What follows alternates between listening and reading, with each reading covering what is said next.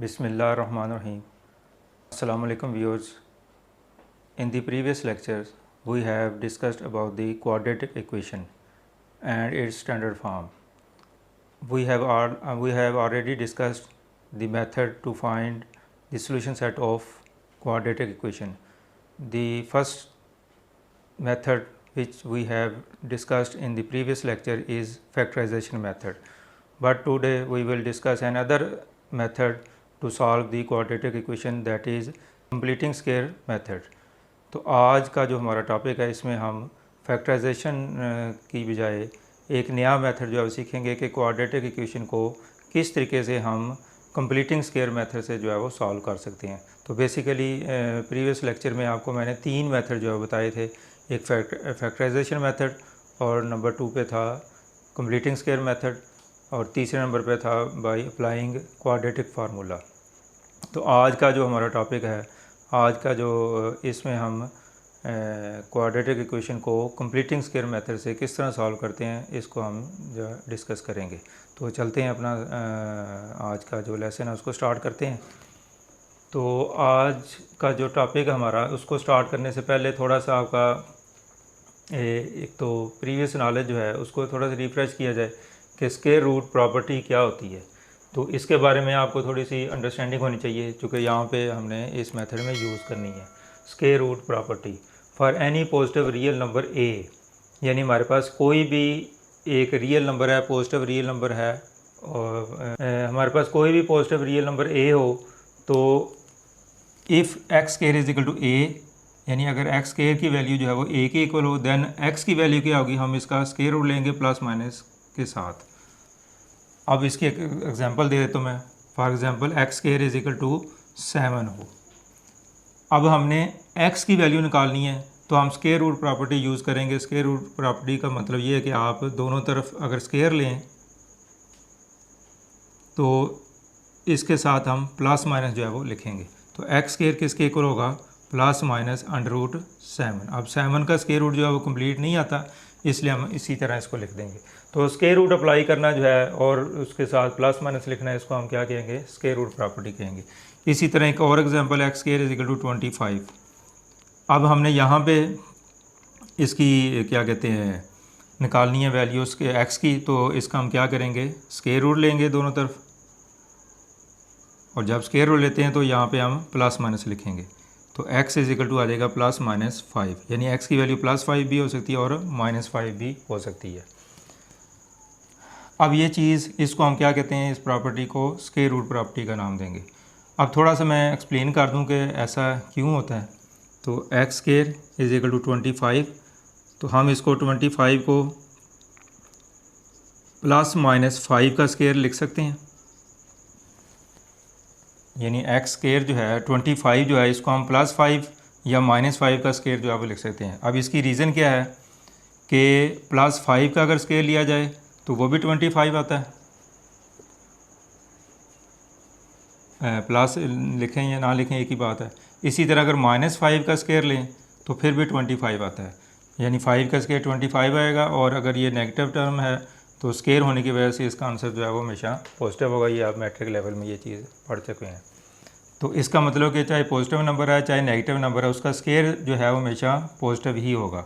तो जब आप उसका स्क्वायर रूट लेते हैं, तो अब इसको मैंने इस फॉर्म में लिख दिया। अब दो ये स्क्वायर रूट, हमने इसका एक्स स्क्वायर का स्क्वायर ख़त्म करना है, तो एक्स की वैल्यू निकालनी है, तो दोनों तरफ स्क्वायर रूट ले लेंगे।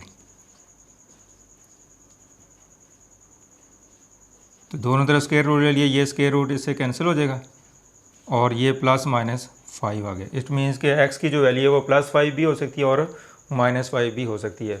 तो इसकी रीज़न बता दी आपको कि प्लस माइनस हम क्यों लिखते हैं, चूँकि जो ये वाली टर्म है, अगर इसके पॉजिटिव का स्क्वायर या नेगेटिव का स्क्वायर जैसे बताया है तो वो पॉजिटिव ही होता है।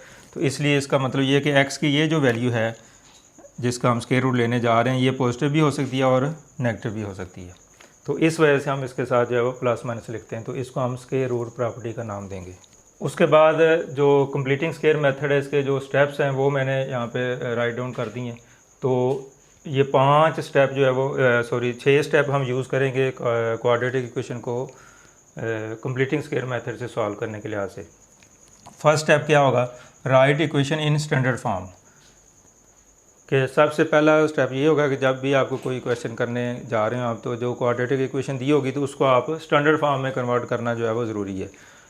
इफ़ नॉट, यानी अगर वो पहले से नहीं है, स्टैंडर्ड फॉर्म ये है कि x square a x square plus b x plus c is equal to 0, यानी पहले एक्स स्केयर वाली टर्म होनी चाहिए, फिर एक्स वाली टर्म होनी चाहिए और फिर कांस्टेंट टर्म, फिर इक्वल टू 0। तो इस सीक्वेंस में जो है वो जो इक्वेशन होगी उसको हम क्या कहेंगे, स्टैंडर्ड फॉर्म जो है वो उसको या जनरल फॉर्म या स्टैंडर्ड फॉर्म का नाम दे सकते हैं। तो अगर किसी क्वेश्चन में इक्वेशन पहले से स्टैंडर्ड फॉर्म में ना हो, इफ़ नॉट का मतलब ये कि अगर पहले से ऐसा नहीं है तो फिर आप उसको स्टैंडर्ड फॉर्म में कन्वर्ट कर लें। अदरवाइज़ अगर वो पहले से ही स्टैंडर्ड फॉर्म में है तो फिर आपको ये स्टेप करने की ज़रूरत नहीं होगी। स्टेप नंबर 2 है make coefficient of x square 1, कि एक्स स्केयर का जो कोफिशिएंट है वो 1 होना चाहिए। अगर तो वो ऑलरेडी 1 है तो फिर इस स्टेप को आप स्किप कर दें, और अगर वो 1 नहीं है तो फिर उसको आप 1 में कन्वर्ट करेंगे। तो 1 में कन्वर्ट करने का तरीका ये है कि एक्स स्केयर का जो कोफिशिएंट है सारी टर्म को उस पर डिवाइड कर दिया जाता है, तो फिर एक्स का कोफिशिएंट जो है वो 1 हो जाएगा।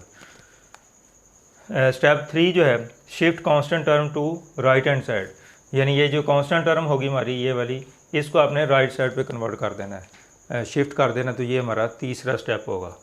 उसके बाद चौथे स्टेप में क्या करना होगा, आपको add coefficient of x square, यानी कोफिशिएंट ऑफ एक्स स्केयर का हाफ करना है और फिर उसका स्केयर लेना है।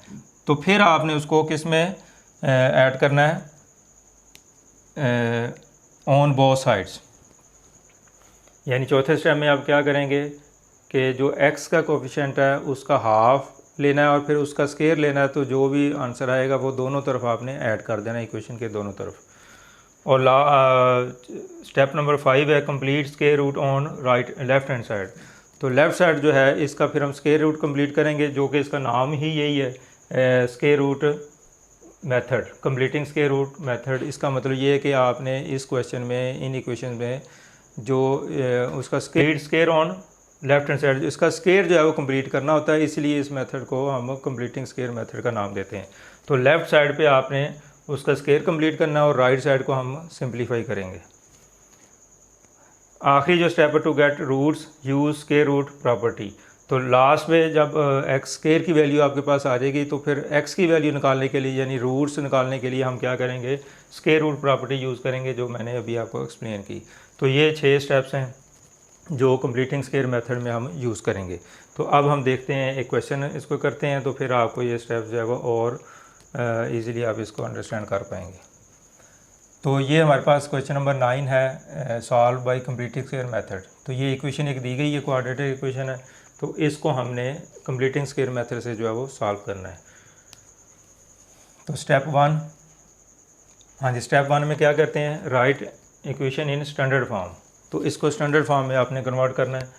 तो x square minus 2x minus 899 is equal to 0। तो एक्स स्केयर वाली टर्म है, फिर एक्स वाली टर्म है और फिर कांस्टेंट टर्म है। तो ये पहले से ही ऑलरेडी जो है वो हमारे पास ये स्टैंडर्ड फॉर्म में है, तो ये स्टेप हमें करने की ज़रूरत नहीं होगी। तो इट मीन्स कि आप इसको ये स्टेप आपका स्किप हो जाएगा। अब स्टेप 2 जो है वो क्या होगा, make coefficient of x square 1।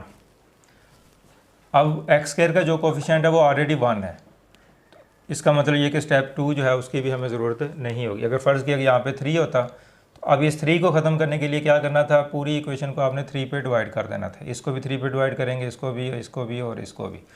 तो चूँकि अब ये ऑलरेडी इसका कोफिशिएंट जो है वो 1 है, इसलिए स्टेप 2 की भी आपको ज़रूरत नहीं है। तो अभी कोई क्वेश्चन ऐसा हम करेंगे जिसमें एक्स का कोफिशिएंट जो एक्स स्केयर का अदर देन 1 हो। उसके बाद तीसरा स्टेप क्या होगा, shift constant term to right hand side. तो इसकी जो कांस्टेंट टर्म है इसको आपने राइट साइड पे जो है वो शिफ्ट कर देना है। एक्स स्केयर, ये चीज़ें आपको सिर्फ मैं समझाने के लिए लिख रहा हूँ, क्योंकि स्टेप 1 और 2 आपको करने की ज़रूरत ही नहीं पड़ी, इसलिए आपने पेपर में ये चीज़ें शो करने की ज़रूरत नहीं है।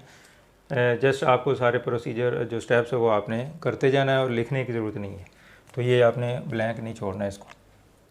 तो असल पहला स्टेप हमारा अब यही होगा कि अब इस टर्म को दूसरी तरफ शिफ्ट कर देना है, क्योंकि पहले 2 स्टेप करने की ज़रूरत इसमें नहीं है।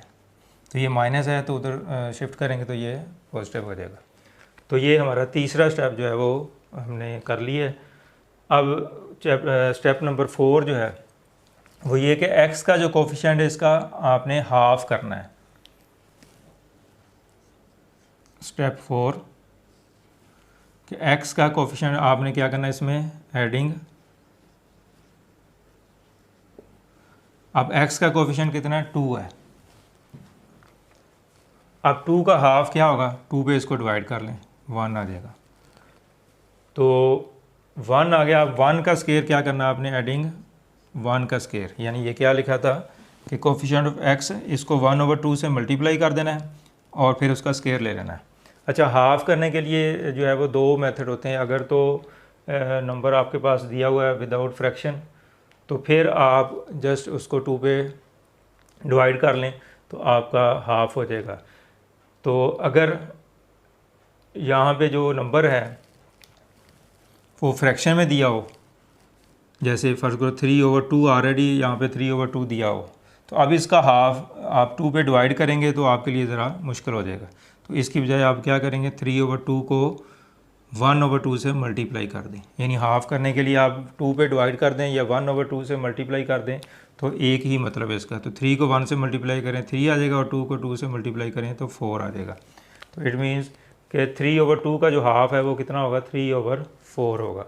तो इस तरीके से आप रफ वर्क में ये काम कर सकते हैं अगर आप वर्बली इसको नहीं देख सकते तो अब 2 का हाफ जो है वो 1 है, तो 1 का स्केयर हमने क्या कर देना है दोनों तरफ ऐड कर देना है, यानी जो भी x का कोफिशिएंट होगा उसका हाफ करना है और फिर उसका स्केयर लेना है, तो वो स्केयर उसमें ऐड करना है दोनों तरफ आपने।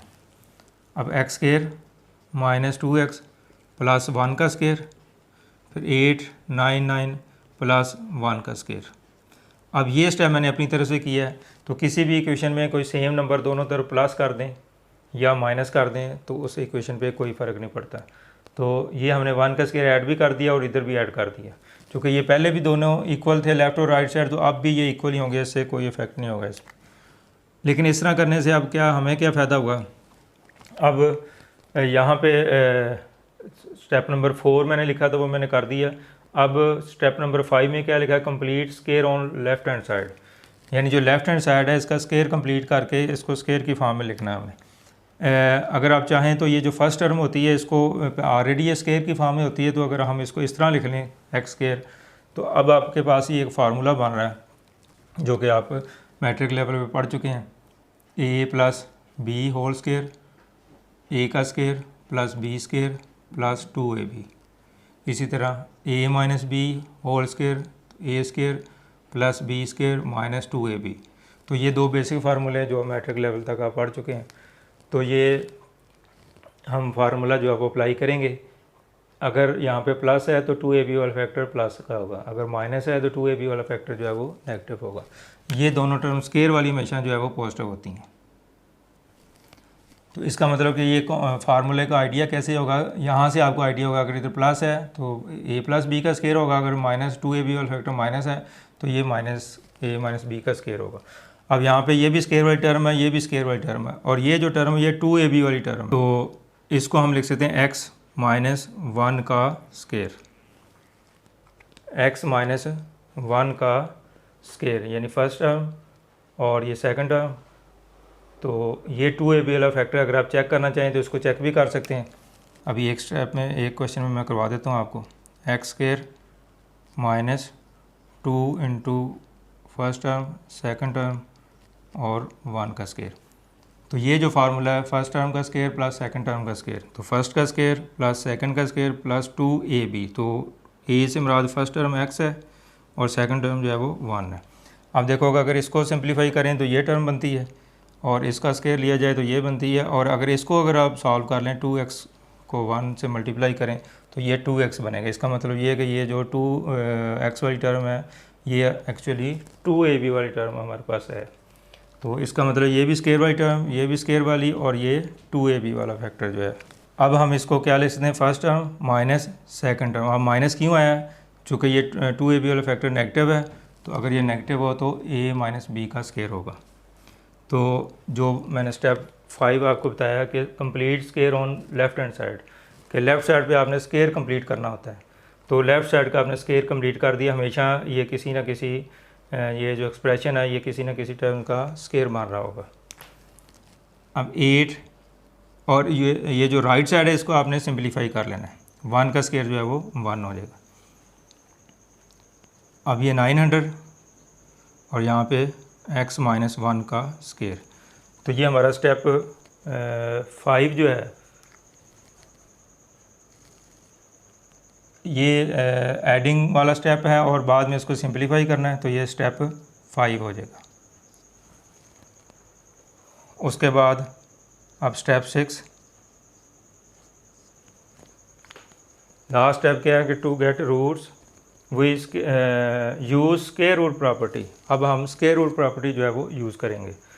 तो x की हमने वैल्यू फाइंड करनी है, चूँकि ये स्क्वायर की फॉर्म में है तो ये स्क्वायर ख़त्म करने के लिए आपको स्क्वायर रूट लेना पड़ेगा। तो x माइनस 1 इसका स्क्वायर और 900, तो जब इसका स्क्वायर रूट लेंगे तो प्लस माइनस जो है वो लिखेंगे जो आपको स्क्वायर रूट प्रॉपर्टी में मैंने बताया है। दोनों तरफ स्क्वायर ले लिया, ये स्क्वायर और स्क्वायर रूट कैंसिल हो जाएगा। -1 x माइनस 1 प्लस माइनस 900 का जो स्क्वायर रूट है वो 30 हो जाएगा। 9 का जो स्क्वायर रूट है वो 3 होता है और 0 जो है वो जितने हो उससे हाफ़ हो जाते हैं। अगर 2 0 तो 1 0 आ जाएगा, अगर 4 है तो 2 आ जाएंगे। तो वर्बली भी आप इसको कर सकते हैं, नहीं तो आप कैलकुलेटर यूज़ कर सकते हैं। अब हमारे पास ये वैल्यू निकली है। अब इसको थोड़ा सा हम सिंप्लीफाई करेंगे। x minus 1 is equal to plus 30 और x minus 1 is equal to minus 30। अब यहाँ पे दो पॉसिबिलिटीज़ हैं कि एक दफ़ा हम प्लस 30 के साथ इसको सिंप्लीफाई करेंगे और एक दफ़ा माइनस के साथ करेंगे। तो x ये पॉजिटिव के साथ कर दिया, ये नेगेटिव के साथ लिख दिया। तो x 30 माइनस 1 उधर शिफ्ट होगा तो प्लस 1 हो जाएगा, तो 31 आ जाएगा। इधर से x की वैल्यू -30 और 1 उधर शिफ्ट होगा तो +1 आ जाएगा। तो दोनों के साइन डिफरेंट हैं। अगर साइन डिफरेंट हो तो बड़े नंबर में से छोटा नंबर जो है वो माइनस करते हैं और साइन जो है वो हमेशा जो लार्जर नंबर है उसका आता है। तो ये -29 आ जाएगा। अगर आप इस चीज़ में आपको कन्फ्यूजन है तो ये एडिशन और मल्टीप्लिकेशन के रूल जो है इस पे मैंने एक लेक्चर दिया हुआ है बेसिक मैथमेटिक्स के हवाले से, कि अगर साइन डिफरेंट हो तो उनको कैसे प्लस माइनस करते हैं और अगर साइन सेम हो तो फिर कैसे प्लस माइनस करते हैं। इसी तरह मल्टीप्लिकेशन के लिहाज से। तो अगर आपको ये पॉइंट क्लियर करना है तो आप मेरी वो वीडियो बेसिक मैथमेटिक्स में जिसमें एडिशन और मल्टीप्लिकेशन के रूल जो है उस पर वो लेक्चर दिया, तो उसको देख लें। उसका डिस्क्रिप्शन में लिंक भी दिया हुआ है ताकि आपको ये चीज़ जो है वो ईज़िली समझ आ जाए। तो एक्स की वैल्यू जो है वो हमने फाइंड कर ली है। एक -29 निकली है और 31 निकली है। अब इसका सोल्यूशन सेट लिखना है। तो सोल्यूशन सेट में आप इसको इन तमाम वैल्यूज़ को सेट की फॉर्म में लिखेंगे। तो इनमें से जो वैल्यू भी आप पहले लिखना चाहें वो लिख सकते हैं, 31 और -29। और चूँकि ये दोनों एक ही वेरिएबल की वैल्यूज़ हैं, तो पिछले लेक्चर में मैंने आपको बताया था कि अगर सेम वेरिएबल हो तो फिर उसका सोल्यूशन सेट हमेशा सेट की फॉर्म में लिखते हैं, फिर ऑर्डर्ड पेयर की फॉर्म में जो है वो नहीं लिखा जाता। चूँकि सेट की डेफिनेशन के मुताबिक अगर एलिमेंट्स की जो सीक्वेंस है, जो ऑर्डर है, तरतीब है, वो चेंज भी हो जाए तो सेट पे कोई इफ़ेक्ट नहीं होता। तो अगर आप इसको इधर लिख दें, इसको इधर लिख लें, फिर भी ये इसका सोल्यूशन सेट जो है वो ठीक होगा। तो ये इसका सोल्यूशन सेट है और ये एक्स की वैल्यू जो है वो इसका रूट्स कहलाती हैं। रूट्स इसलिए इसको कहते हैं कि अगर ये एक्स की वैल्यू हम इस इक्वेशन में पुट करें तो लेफ़्ट और राइट साइड अगर इसको सिंप्लीफाई करें तो लेफ़्ट साइड और राइट साइड का आंसर जो है वो इक्वल आएगा। तो इट मीन्स कि 31 इसका रूट होगा। इसी तरह -29 एक्स की जगह पुट करें, अगर दोनों साइड इक्वल आ जाएँ तो इट मीन्स कि ये कंफर्म हो जाएगा कि -29 जो है वो इसका रूट है। तो इस तरीके से अब ये हमारा जो कंप्लीटिंग स्क्वायर मेथड है, इसमें बेसिकली जो 6 स्टेप्स हैं उसको आपने फॉलो करना है। तो इंशाल्लाह आप उस इक्वेशन को सॉल्व करने में जो है वो कामयाब हो जाएंगे। अब हम चलते हैं नेक्स्ट क्वेश्चन की तरफ। Question number 12 solve by completing square method. अब आपके पास ये एक क्वाड्रेटिक इक्वेशन दी गई है, तो इसको आपने सॉल्व करना है, इसका सोल्यूशन सेट फाइंड करना है। तो आज का जो हमारा टॉपिक है वो कंप्लीटिंग स्क्वायर मेथड है। तो इस हवाले से हम देखते हैं कि इसके जो स्टेप्स है इसको कैसे हमने फॉलो करना है। तो पहला स्टेप आपको बताया हुआ है मैंने कि जो भी इक्वेशन दी गई है उसको स्टैंडर्ड फॉर्म में आपने लिखना है, अगर वो ऑलरेडी उस फॉर्म में नहीं है। तो इसको चेक करें कि x square x constant equal to 0। तो ये इस फॉर्म में हमें दी गई है, इसका मतलब ये ऑलरेडी जो है वो स्टैंडर्ड फॉर्म में है, तो ये स्टेप 1 हमें करने की ज़रूरत नहीं है। तो यहाँ पे अब मैं लिख नहीं रहा हूँ, क्योंकि पिछले क्वेश्चन में मैंने आपको डिटेल बता दी है, तो ये चीज़ें लिखनी ज़रूरी नहीं होती, बस आपको वर्बली पता हो कि आपने कौन कौन से स्टेप करने हैं। तो पहला स्टेप जो है वो हमारा स्किप हो जाएगा, क्योंकि ये ऑलरेडी स्टैंडर्ड फॉर्म में है, इसलिए हमें ये करने की ज़रूरत नहीं है। अब नंबर 2 पे है make coefficient of x square 1, कि दूसरा स्टेप ये है कि एक्स स्क्वायर का जो कोफिशिएंट है वो 1 होना चाहिए। तो यहाँ पे भी ऑलरेडी जो है वो इसका कोफिशिएंट जो है वो 1 है, इसका मतलब ये स्टेप 2 जो है वो भी स्किप हो जाएगा, इसके भी हमें करने की ज़रूरत नहीं होगी। अब तीसरे नंबर पे क्या करना है, shift constant term to right hand side, कि जो कांस्टेंट टर्म है इसको आपने राइट साइड पे जो है वो शिफ्ट कर देना है। तो ये हमारा स्टेप 3 होगा। अब मैं यहाँ पे लिख नहीं रहा, लेकिन अंडरस्टूड है कि हम ये तीसरा स्टेप जो है वो कर रहे हैं। तो कांस्टेंट टर्म को दूसरी तरफ आपने शिफ्ट कर दिया, ये स्टेप मैंने कर लिया। अब नेक्स्ट क्या करना है कि आपने x का जो कोफिशिएंट है उसका हाफ लेना है और उसका स्क्वायर दोनों तरफ ऐड करना है। तो अब x का कोफिशिएंट कितना है, 3। अब इसका हाफ करने के लिए 2 पे डिवाइड कर दें या 1/2 से मल्टीप्लाई कर लें, तो दोनों सूरतों में आंसर जो है वो सेम ही आएगा, यानी 2 पे डिवाइड कर लें या 1/2 से मल्टीप्लाई कर लें। ये काम उस वक्त किया जाता है जब गिवन नंबर आपके पास ऑलरेडी जो है वो फ्रैक्शन में हो, तो फिर 1/2 से मल्टीप्लाई करना बेहतर होता है। अदरवाइज़ अगर आपके पास सिंपल एक नंबर दिया हुआ है विदाउट फ्रैक्शन, तो आप जस्ट उसको 2 पे डिवाइड कर लें। तो अगर ये कैंसिल होता है तो इसको कैंसिल कर लें, अदरवाइज़ जो भी आंसर आएगा वो इसका हाफ होगा। अब आपने क्या करना है, 3/2 का स्क्वायर ले लेना है, कि इसके हाफ लेना पहले और फिर उसका स्क्वायर लेना है, फिर उसको दोनों तरफ ऐड करना है। तो इसका मतलब कि हमने इसका हाफ भी ले लिया और इसका स्क्वायर भी ले लिया। स्क्वायर ओपन करने की ज़रूरत नहीं होती, आप इसको 9/4 भी वैसे तो लिख सकते हैं, लेकिन इसकी ज़रूरत नहीं है, क्योंकि ये हमें इसी फॉर्म में यहाँ पे ज़रूरत होती है, इसलिए हम इसका स्क्वायर ओपन नहीं करेंगे, जस्ट इसी तरह स्क्वायर की फॉर्म में इसको लिखेंगे। अब ये हमारा स्टेप 4 जो है वो होगा। वैसे तो हमने एक ही स्टेप किया है, 2 स्टेप स्किप हो गए हैं, लेकिन ये आपने ये चीज़ें इस तरह लिखने की ज़रूरत नहीं है, इसलिए मैं अभी स्टेप 1 और 2 जो कि हमने किए नहीं, इसलिए मैंने वो लिखा भी नहीं। तो तीसरा स्टेप जो है वो हमने कर लिया है, add 3/2 square on both sides. तो हमारा जो स्टेप 4 है वो अब हम करने जा रहे हैं कि x का जो कोफिशिएंट है उसका हाफ और फिर उसका स्क्वायर दोनों तरफ ऐड करना है। अब स्टेप 5 में क्या होगा कि पहले तो आपने उसका हाफ निकाल लिया, अब स्टेप 5 जो है वो क्या होगा, अब इसमें ऐड करना है x square minus 3x plus 3/2 और 648 प्लस 3/2। तो इस तरीके से ये वाली टर्म मैंने दोनों तरफ ऐड कर दी, जो उसका हाफ का स्क्वायर है वो ऐड कर दिया। अच्छा, यहाँ पे आपको मैं पिछले क्वेश्चन में बताया था कि ये एक्स स्क्वायर वाली टर्म है, तो आप इसको स्क्वायर की फॉर्म में जो है वो लिख लिया करें, क्योंकि हमें वो फिर इजी होगा आपको समझने के लिए।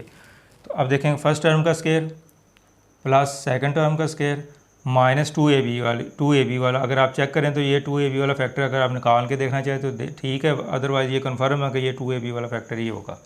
तो अब हम इसको क्या लिख सकते हैं, x माइनस 3/2 का होल स्क्वायर। अब ये माइनस क्यों आया, चूँकि ये a स्क्वायर b स्क्वायर और ये 2ab वाला जो फैक्टर है वो नेगेटिव है, इसलिए यहाँ पे माइनस आ जाएगा। अगर ये पॉजिटिव हो तो यहाँ पे प्लस होगा। अब 648 और इसका स्क्वायर लेंगे तो 9/4 आ जाएगा।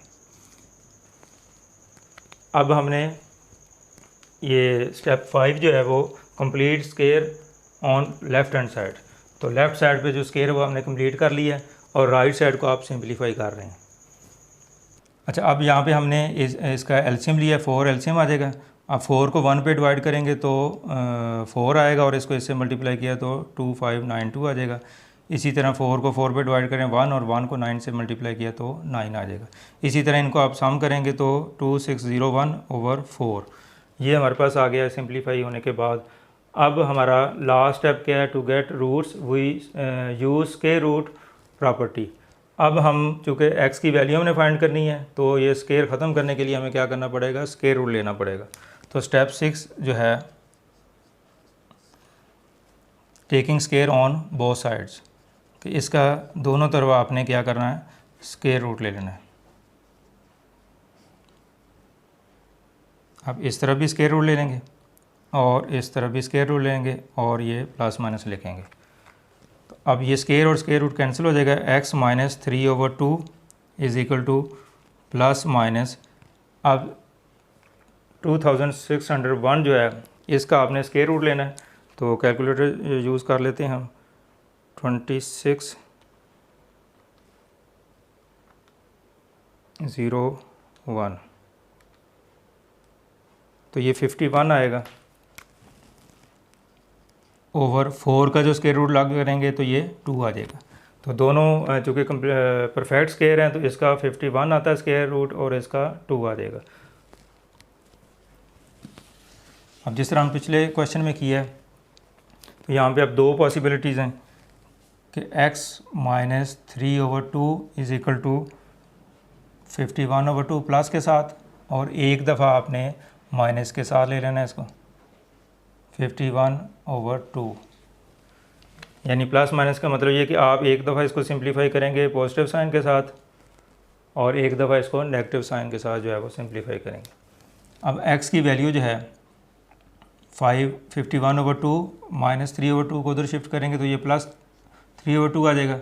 इसका एलसीएम 2 आएगा और एलसीएम और डिनोमिनेटर सेम हो तो ऊपर वाली टर्म जो है वो वैसे लिख दी जाती है। अब 51 और 3 को ऐड करेंगे तो 54/2। अब 54 का जो हाफ है वो 27 आ जाएगा, तो x की वैल्यू 27 निकल आई। अब यहाँ पे x की वैल्यू माइनस 51/2 प्लस 3/2, इसको उधर शिफ्ट करेंगे तो पॉजिटिव साइन के साथ 2 एलसीएम आ जाएगा, तो माइनस 51, चूँकि एलसीएम और डिनोमिनेटर सेम है तो ऊपर वाली टर्म जो है वो वैसे लिख दी जाएंगी। और वैसे भी अगर एलसीएम का जो प्रोसेस है उसको देखा जाए तो 2 को 2 पे डिवाइड करें तो 1 आता है और 1 को 51 से मल्टीप्लाई किया जाए तो 51 आ जाएगा।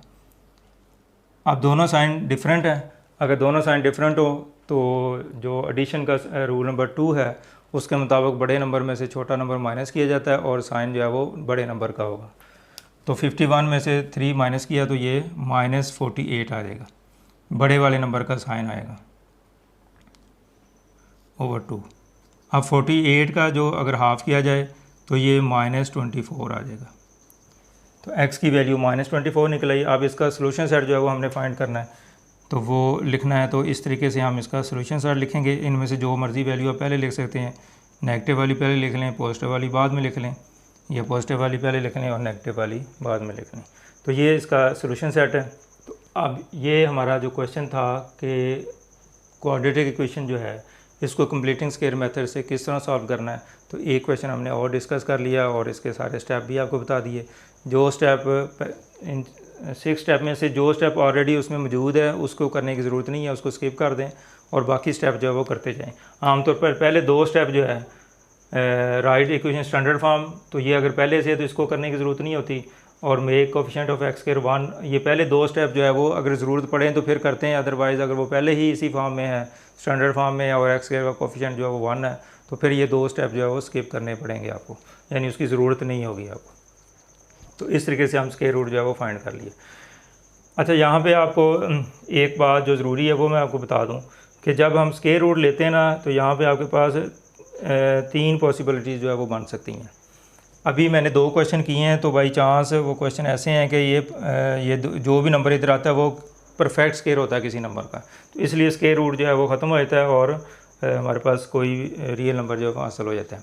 लेकिन बाज़ का ये भी हो सकता है, ये इसकी पहली पॉसिबिलिटी है कि जो भी टर्म स्क्वायर रूट के अंदर मौजूद है अगर वो परफेक्ट स्क्वायर है तो फिर स्क्वायर रूट टोटली यहाँ पे रिमूव हो जाएगा, स्क्वायर रूट जो है वो आगे तक हमारा नहीं आएगा, ये यहीं पे ख़त्म हो जाएगा क्योंकि उसका स्क्वायर रूट हम कंप्लीट ले चुके होंगे। ये इसकी पहली पॉसिबिलिटी है। दूसरी ये है कि बाज़ औक़ात जब इसका स्क्वायर रूट ये परफेक्ट स्क्वायर ना हो, अब इसकी ये क्वेश्चन हमारा कंप्लीट हो चुका है, तो अब मैं थोड़ा सा आपको ये एक बात बता दूँ ताकि आपको मुख्तलिफ क्वेश्चन में इसकी ज़रूरत पड़ सकती है।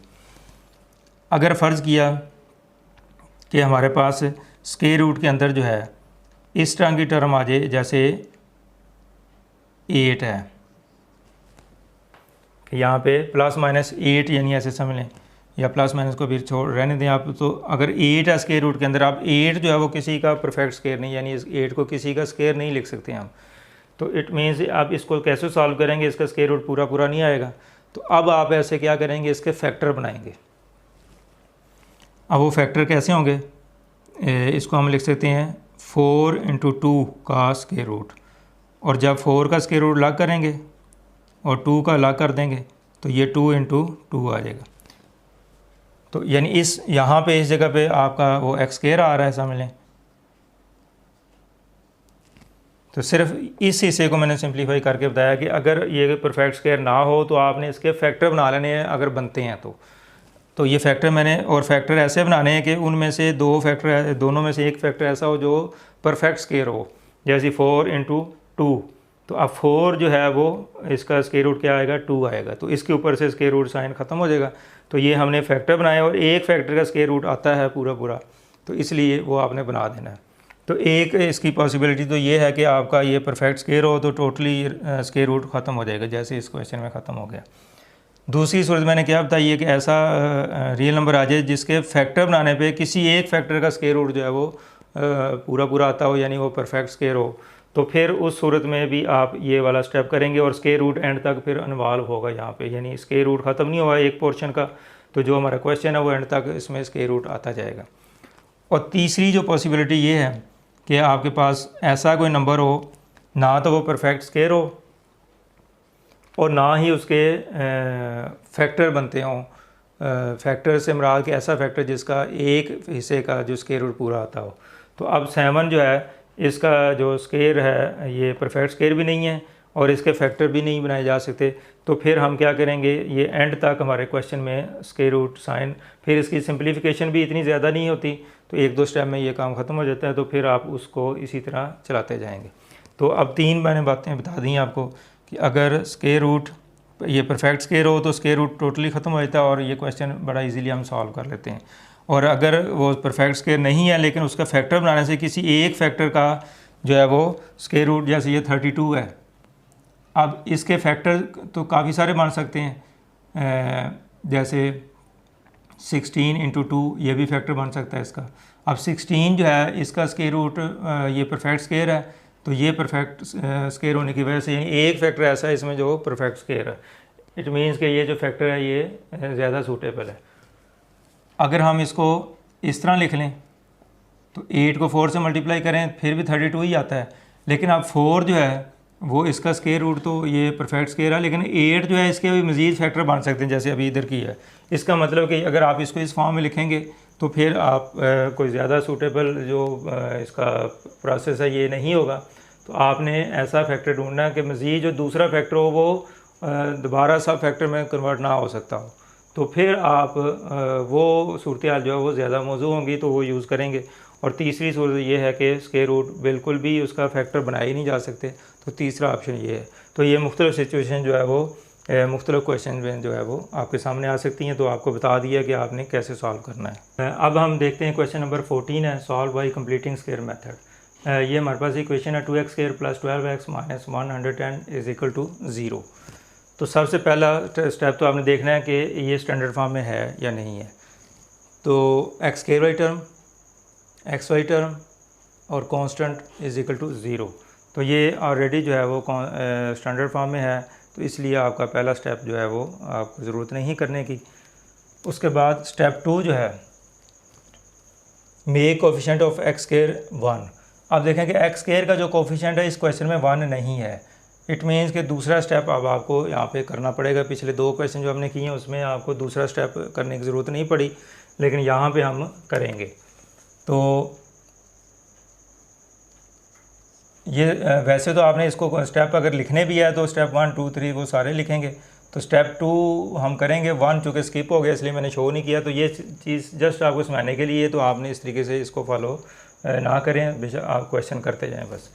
तो दूसरा स्टेप हमारा क्या है कि x² का कोफिशिएंट 1 होना चाहिए। डिवाइडिंग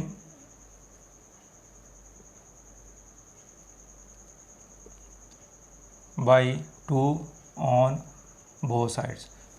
अब 1 बनाने के लिए तरीकाकार ये है कि एक्स स्क्वायर का जो भी कोफिशिएंट है 2 है 3 है 4 है, जो भी है, आपने सारी इक्वेशन को, सारी टर्म्स को उससे डिवाइड कर देना है। अब इसको भी 2 पे डिवाइड कर दें। वर्बली भी इसको किया जा सकता है, लेकिन आपको मैं पहला स्टेप ये ज़रा समझा के लिख के कर रहा हूँ, और उसके बाद आप अगर डायरेक्ट करना चाहें तो डायरेक्ट भी किया जा सकता है। यानी हर टर्म को आपने 2 पे डिवाइड कर देना, इसको भी, इसको भी, इसको भी और इसको भी। अब ये 2 से कैंसिल, तो एक्स स्क्वायर 12 को 2 पे डिवाइड करें 6x माइनस 55 और 0 ओवर समथिंग 0 होगी। यानी 0 को किसी भी नंबर पे डिवाइड करें तो आंसर हमेशा 0 आएगा। 0 ओवर 2 0, 0 ओवर 10 0, 0 ओवर 50 0। यानी 0 को किसी भी नंबर पे डिवाइड कर दिया जाए तो आंसर हमेशा 0 आएगा। लेकिन अगर किसी नंबर को 0 पे डिवाइड किया जाए तो फिर आंसर जो है वो 0 नहीं होता, ये याद रखना है आपने। तो इसकी डिटेल जो है वो ये है कि 5 को 0 पे डिवाइड नहीं किया जा सकता। तो 5 ओवर 0 जो है वो ये अनडिफाइंड है कि 5 किसी भी नंबर को 0 पे डिवाइड नहीं किया जा सकता। इसकी लॉजिक भी आपको बता देता हूँ कि 5 को अंदर रखें और 0 पे डिवाइड करना है। आप 0 को किससे मल्टीप्लाई करेंगे 5 आ जाए, तो 0 को 0 से मल्टीप्लाई करें तो 0 आएगा, 5 में से 0 निकालेंगे तो फिर 5 रिमाइंडर बाकी बच जाएगा। इसी तरह 0 को 5 से मल्टीप्लाई करें तो फिर भी 0 आएगा। तो किसी भी सूरत में इसकी जो डिवीज़न है वो पॉसिबल नहीं है, रिमाइंडर जो है वो 0 नहीं आ रहा। इसका मतलब ये है कि हम किसी भी नंबर को 0 पे डिवाइड ही नहीं कर सकते, तो इसलिए इसको अनडिफाइंड हम लिख देते हैं। तो 5 ओवर 0 जो है वो अनडिफाइंड है, लेकिन अगर 0 ओवर 5 है तो फिर आंसर 0 आएगा। तो ये 0 पे यानी किसी टर्म को 0 पे डिवाइड करना हो या 0 को किसी टर्म पे डिवाइड करना हो, तो दोनों बातें, दोनों सूरतें मैंने बता दी हैं। तो 0 ओवर समथिंग जो है वो हमेशा 0 आएगा। अब ये स्टेप 2 हमारा हो गया। अब हमने स्टेप 3 करना है, shift constant term to right hand side. अब स्टेप 3 हमारा क्या है, एक्स स्क्वायर प्लस 6x और ये 55 उधर जाके प्लस हो जाएगा। स्टेप नंबर 4 है कि x का जो कोफिशिएंट है उसका हाफ लेना है आपने। अच्छा, अब स्टेप नंबर 4 हम देखते हैं कि 6 का जो कोफिशिएंट है उसका आपने हाफ का स्क्वायर दोनों तरफ ऐड करना है। तो 6 का हाफ 3 होता है और 3 का स्क्वायर आपने दोनों तरफ ऐड कर देना। तो add 3 square on both side. तो इधर भी 3 का स्क्वायर ऐड कर दिया, इधर भी 3 का स्क्वायर जो है वो ऐड कर दिया।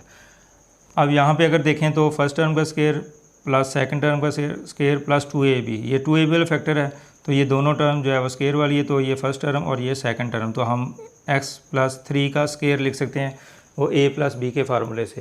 तो इसमें प्लस अगर है तो ये प्लस आ जाएगा, अगर 2ab वाला फैक्टर माइनस है तो यहाँ पे माइनस आ जाएगा।